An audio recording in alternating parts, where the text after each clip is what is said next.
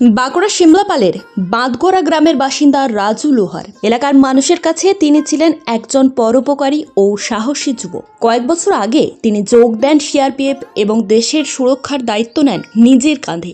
বর্তমানে তিনি মণিপুরে 169 নম্বর ব্যাটালিয়নে কর্মরত ছিলেন।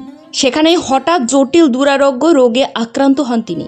চিকিৎসা চলাকালীন শেষ পর্যন্ত মৃত্যু হয় এই জওয়ানের। তার মরদেহ নিজ গ্রামে পৌঁছাতে শোকের ছায়া নেমে আসে গোটা এলাকায়। প্রিয় মানুষটিকে শেষবার দেখার জন্য ভিড় জমায় অসংখ্য মানুষ। কান্নায় ভেঙে পড়েন পরিবারের সদস্যরা, প্রতিবেশী ও শুভানুধ্যায়ীরা। এরপর শিমলাপাল বাজার পরিক্রমা করে মরদেহ নিয়ে যাওয়া হয় শিলাবতী নদীর ঘাটে। সেখানে সিআরপিএফ এর পক্ষ থেকে পূর্ণ মর্যাদায় গান স্যালুটের মাধ্যমে শেষ শ্রদ্ধা জানানো হয় এই বীর জওয়ানকে।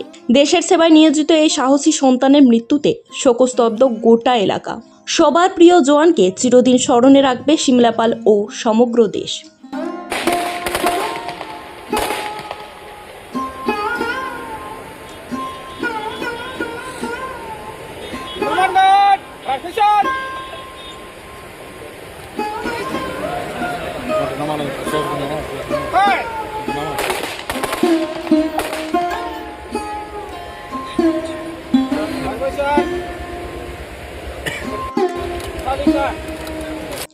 ব্যুরো রিপোর্ট, জেলার বার্তা।